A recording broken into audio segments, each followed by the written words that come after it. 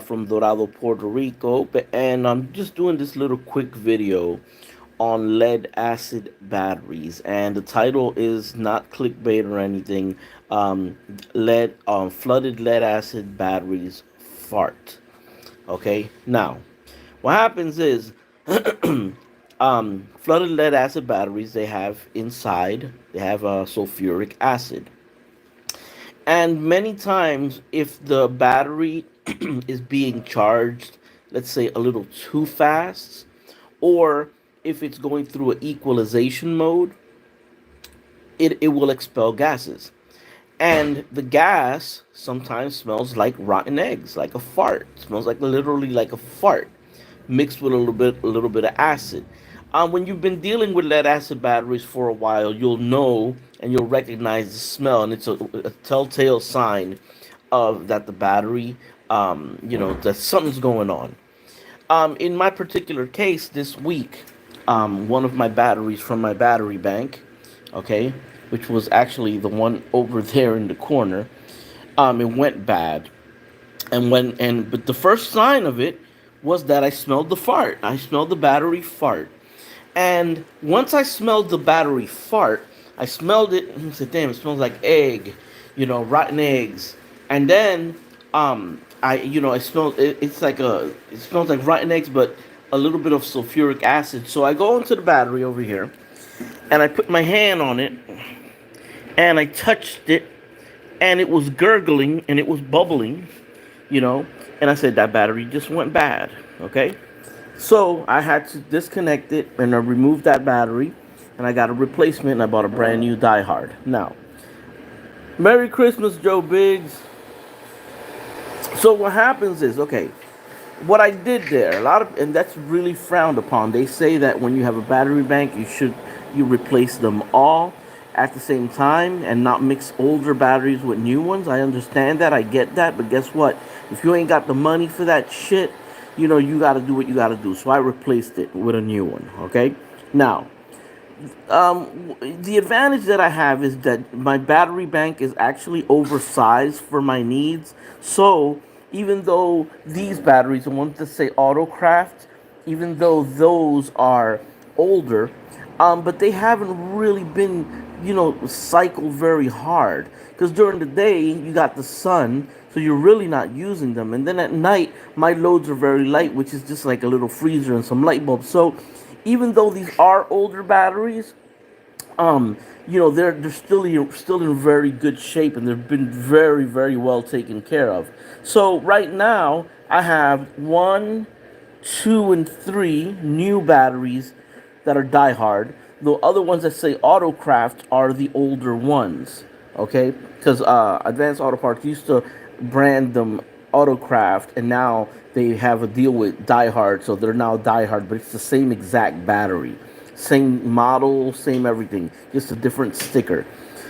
But in spite of the fact that I replaced it with a new battery, right now my levels are fine. It's in the morning, and everything's nice. They're almost full, and so they've only gotten light usage, really. Okay. Counterfeit, hey buddy, good morning, man. Hey Counterfeit, I don't know if you know, I got the battery. I got the battery. There it is. That's the replacement battery. And thank you, because Counterfeit chipped in and helped me out with that. And a customer of mine named Gene put the rest of the money, and so batteries there. So, anyways, going back to the whole subject. All right. So, what happens is, once that battery went bad, and I was noticing before it went bad, the battery, I would notice that it was going down. I have one, two, three, four, five, six, seven batteries, and that eighth battery was over here in this area right here. What happened was, since the battery that was here before, the one that went bad, was bad, it was actually drawing down these other ones, so I was actually getting less runtime. My voltage was dropping faster, and it's because all of these batteries were trying to keep that one charged. So when I removed that other battery, it turns out that then with less batteries, the capacity came back. So upon getting the new battery, what I did was is I didn't reinstate it into this system, but rather I put it over here. And now the battery is getting charged, but not as part of that battery bank, but more so as a separate entity in itself. So right now, this is the new battery that because what happened was I had another battery there. I just switched that one up, and this is the new one. Okay, so instead of adding this one back to the battery bank, I put it separately here to lighten the load from the main system. So now, when I need to run something in the studio, right, I lighten the load. I'm still getting charged from the main system, okay, but the battery is separate from the main system. And basically, I have this inverter running the stuff here in the studio, you know. Um, so I'm basically using both at the same time. But anyway, let me not deviate from the subject. The fact is, when batteries go bad, they'll fart. So if you have lead acid batteries, and people say you should have lead acid batteries outside because of the gas, they should be in a well ventilated box, because hydrogen can explode and blah blah blah. I understand that, but here in Puerto Rico, if you look, I mean, switch the camera. Doors are open, windows open. There's fans. There's, there's ample ventilation. And the reality is that I'm not going to spend money on a battery bank system to have it outside so that a freaking crackhead or low life will come and steal my shit. Because they'll do it, man. For a fix, believe me, a crackhead will chew through the wires of an electrical system just to get their fix. And I know, I've dealt with drug addicts all my life. I've had family members that are drug addicts. Believe me, they'll do whatever. I mean, here in Puerto Rico, they literally, the crackheads and the drug addicts, they will climb onto the electrical post and they will steal the copper from the high tension wires, and they'll sell that shit to get money. And that was a big problem happening during Hurricane Maria, that the crackheads were, the energy company was throwing down wires, and sometimes before they connect them, they leave them hanging. Wake up in the morning, crackheads stole the wires, stole the copper, you know. So believe me, I know. So last thing I'm gonna do is leave my investment out there so a crackhead could get added to it, you know. So anyway, so I replaced that battery, and if you have a battery system of lead acid batteries, flooded lead acid batteries, if you smell that, if it smells like somebody cut an egg fart, something wrong with your batteries. There's something bad, because generally it doesn't happen. Occasionally, and it has happened in my room batteries. Sometimes, like, I'll use up the battery a little more than usual, and what'll happen is that the solar panels will be pumping in a lot of power, because the battery's pretty empty. And then sometimes the sulfuric acid will boil a little bit, which isn't necessarily a bad thing. But if you have put maybe a little bit too much water in it, the water might come out of the battery a little bit. You gotta clean it up, and that'll smell like sulfuric acid. So once you get that whiff, then you could check too. But when you smell the egg fart, when you smell that fart from the battery, check it, because that battery's doing bad. You know, um, and that's part of the reason why I actually like flooded lead acid batteries, because they actually gas out, which is an indication that there's something wrong. I mean, if this were a case with AGM batteries, I probably wouldn't get that smell. And what happens is then the battery would be bad, and I wouldn't know that it's bad, and it would damage the rest of the batteries. But in this case, once I smell that battery fart, I went immediately. I mean, I got to it like at the same day. I took a whiff, and I went and I touched all the batteries like I normally do, and I touched them, and one of them was just boiling hot, which was the damaged one. remove that, I put another one in, and the story, you know. So a lot of people give bad mouth lead acid batteries. They're the cheapest. The technology has been around forever. They're probably not the best for solar, but they're definitely. I mean, they work. They're really good. Just to give you a perspective. Okay, now check this out. Check this out. So you guys can understand the whole thing. Let me put my shoes on here a second. Okay, right here we have a battery. This is the Deep Cycle Marine battery. This is about 100 amp hours. Just about. It's actually less. But let's just for this purposes talk about this battery. So this battery costs about 100 bucks, and it's about 100 amp hours. 100 bucks, 100 amp hours will last you 5 to 8 years. All right, generally 5. But it could last up to 8 years. Now, it costs you 100 bucks. It'll last you 5, 8 years. This same battery, but in lithium, like a Battleborn, will cost you 800 to $1,000. Okay, 800 to $1,000 for one battery of the same capacity, but in lithium. All right. Now, what happens is if this battery is 100 amp hours, we're only allowed to drain them to 50%. So technically, a 100 amp hour lead acid battery is only 50%. Is only 50 amp hours. So I would need two of these batteries to make up or to compete with one lithium battery. Lithium battery, you could drain it to 80%, with no issue. In fact, they say that you could even drain it to the end. It doesn't matter. And they last more than 10, 15 years, you know. But what happens is I would need two of these to equal a lithium battery. Okay, then that would be 200 bucks. I'm still at 200 bucks, and one lithium is 800 to $1,000. Now, Will Prowse, which is somebody on YouTube that is very, one of the best and the brightest people talking about solar and batteries and stuff. He recently did a review on a lithium battery called the Wise battery, which he tested and he recommended it. That battery is a lot cheaper. That one is like maybe 400 or 500, but it's still very expensive to go with lithium.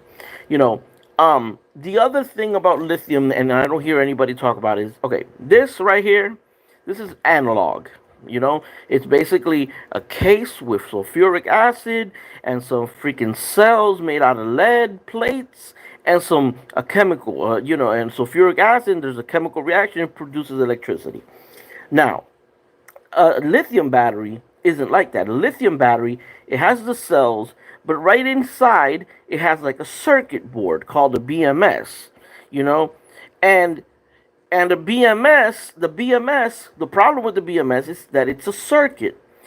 If in the case of an EMP, if this were a lithium battery, that board inside of the lithium battery, the BMS, will probably go bad. And then I'll be shit out of luck. But since this is analog in an EMP, nothing's going to happen. Nothing's going to happen to this. So in an EMP, I'll still have some power because the batteries will still work.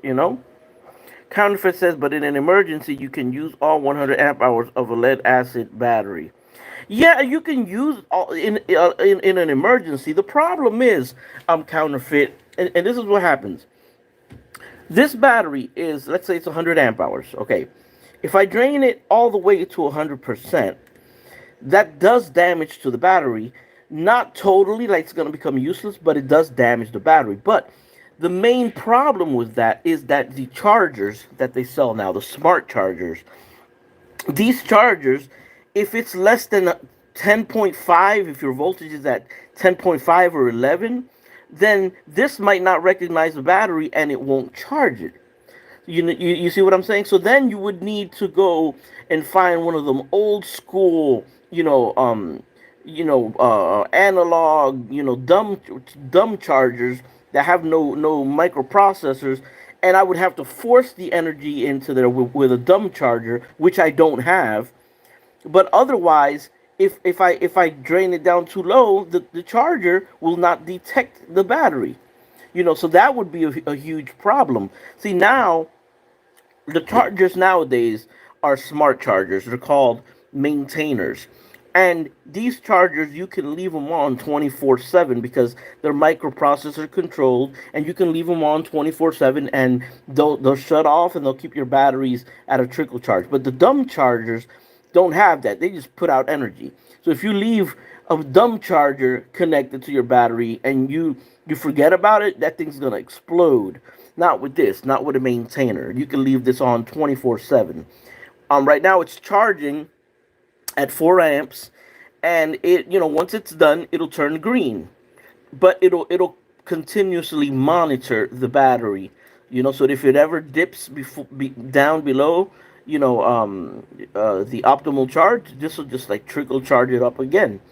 So this is good technology, but you're gonna run into problems if your battery drops down too low. Now, another thing that can happen, which a lot of people don't say, if in emergency you use this all the way down to 100%, what can happen is that the polarity of the battery can like switch, and then they'll basically you can have an internal short. It'll mess up the battery. So lead acid batteries, you really don't want to go lower than 50%. If it's deep cycle like this one, you could get away with 80%, but then again, to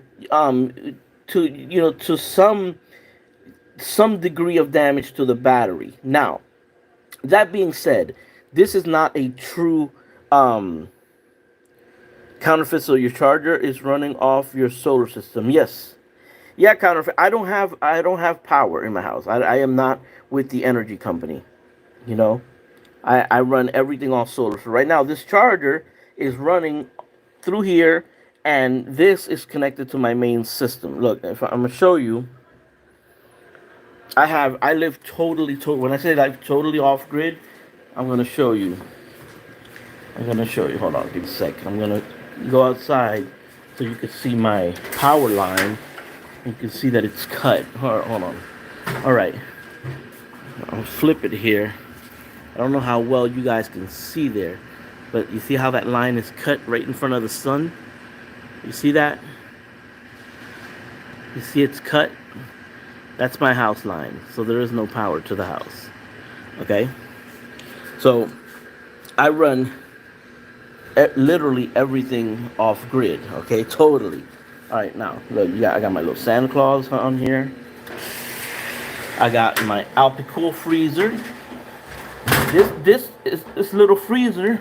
It's actually like a little fridge, but it is a freezer too. This is 12 volt. That's running. My deep freezer is running. My whole house is running. Now, if I come here in my room, I actually have a separate system here. All right. This system here is basically what runs the little fridge and like my fan and my lighting right now that I have on and stuff. With its own, has its own dedicated solar panel. I have 500 watts charging this alone. All right. Then I have a little micro system.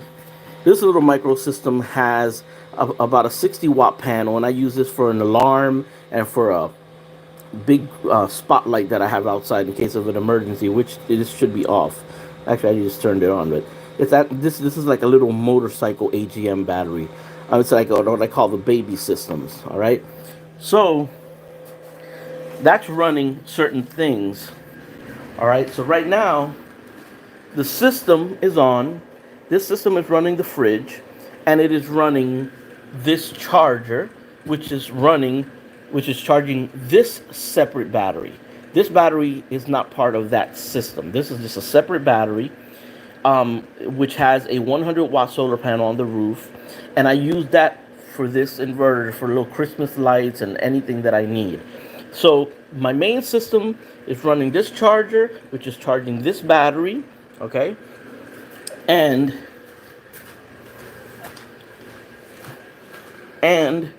it's running everything in the studio, right? So And it's okay. So everything in the studio is being fed from that system, which is running this charger, which is charging this battery. My surveillance cameras, my whole studio, everything is running off of the main system, which has the about I have about almost 2,000 watts of about two K system on the roof. All right, there's no video signal there. Hold on, let me just turn this on. Bear with me, guys. All right, here's my laptop. All right, turn the laptop on. Everything here. When I'm gonna turn this speaker on here at the bottom, right there. That's gonna run that. Let that light up. Okay. All this is on solar. Okay. Main lights here in the studio. Let's go to the back room. In the back room, you see how that light turned on automatically. That light is controlled by this battery. It's the all lead acid. Okay, and you see this charger? This charger is charging this battery, and this has a little solar panel on the roof, but this gets mainly charged with this. All of this is running off of my main system. See, right now I came in here, the light turned on, and it lost a little bit of voltage, so then this turned back on. Okay, and that's running that light and running everything. Okay, so the light in here turns on. Okay, now there you go. The studio is on, all on solar. All right, all on solar. And basically, like, I'm gonna turn this off because I'm charging batteries and there's no need to have this on right now. But right now, basically, with what the sun is giving, I'm charging my whole systems. My whole system. So this one's charging, getting ready. Now, this one in particular, the reason this is what happens. Okay, the studio. I usually run the studio during the day. All right, during the day. After like around 5 o'clock, I turn my inverters off. I only leave one inverter on after 5 o'clock because after 5 o'clock, my only focus is having my freezer running.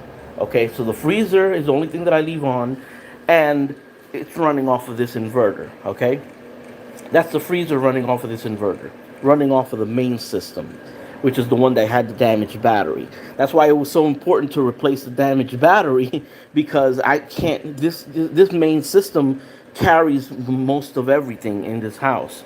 So this I leave this one on. I turn off that other inverter, turn that off, and the lights are 12 volts. So I just I can turn them on and off as I want. And like if for example, let's say after 5 o'clock, a customer calls and says, "Hey Ruben, that song that you did for me, I need a little adjusting on this part. Can you fix that for me and send it to me quickly because I have I don't know a commitment and I need that song."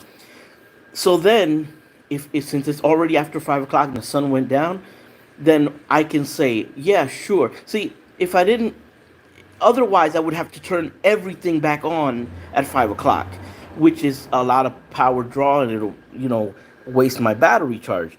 So what I would do is I say, okay, I'll come in here, and I'll turn this inverter on, and I'll just unplug this cable from there, and I'll plug it up in here.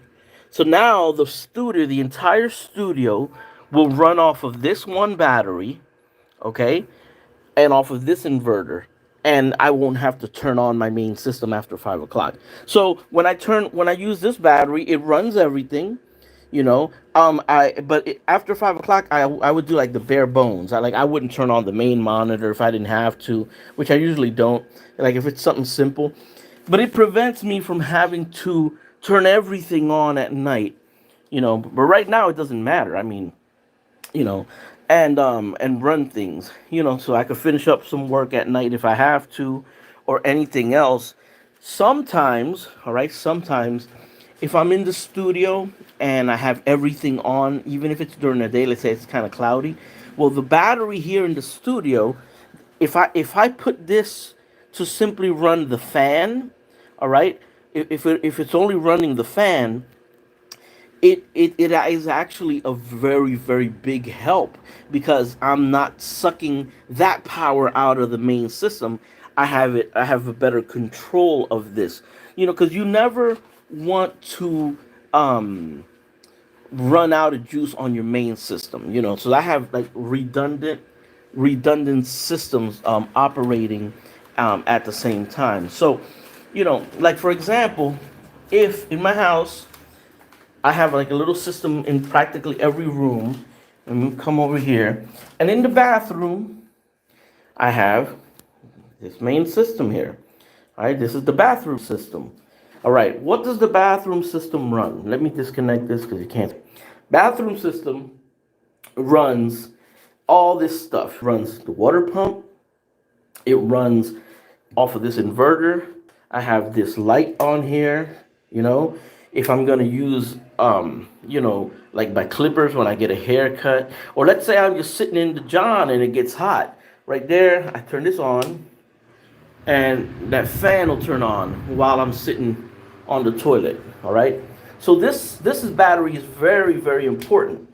Okay. This battery has its own solar panel on the roof, which is a 100-watt panel, and basically this is like it's its own creature. Okay, it's its own creature. Right here there are some LED lights, some big spotlights for my backyard. I only use that like if at night I hear something, or I think somebody's trying to rob me or something, So this has like the main spotlights in the yard, and this also is running UV lamps inside of the cistern, that disinfects the rainwater from my rainwater harvesting system. So if this battery right now goes down, then it hurts, because then I'm out a water pump, I'm out the UV lights, I'm out this light, I'm out the spotlight, and then I would be forced to take one of the batteries from my main system to replace this one.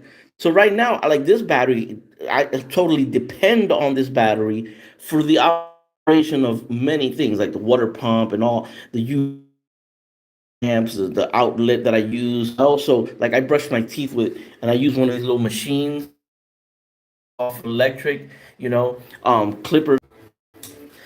My solar system is spread out. It isn't like one solar system running everything. No, it's like it all charges together, but it's separate. And so for cloudy days, rainy days, then one of these for like maybe an hour or two, sometimes even 3 hours, if I like a series of really rainy days. And these gas generators will charge my system, will charge the system up in the event of cloudy days. Not necessarily cloudy, more so when days are really gray and it's raining all day and you don't get hardly no sun. That's when these bad boys jump in, to fill the spot.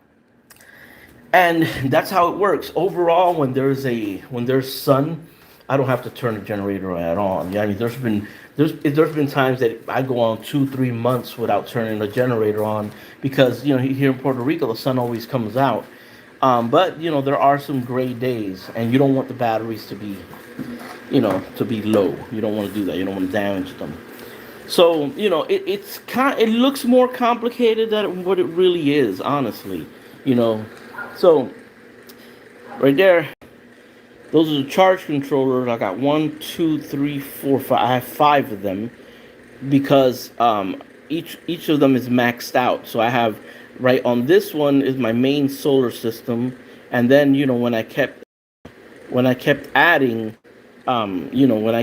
systems to it, not system. When I kept adding solar panels, had to add more charge controllers. So guys, that's it. That's my main system right there. So there's the main system, which consists of 7 deep cycle batteries. That's a separate system here, which just has one little, and then like you guys saw. So if you do a system like that and you smell fart, you got a bad battery, or you got to check it. So yes, lead acid batteries fart. That's the video, guys. Hope you guys enjoyed it. Peace.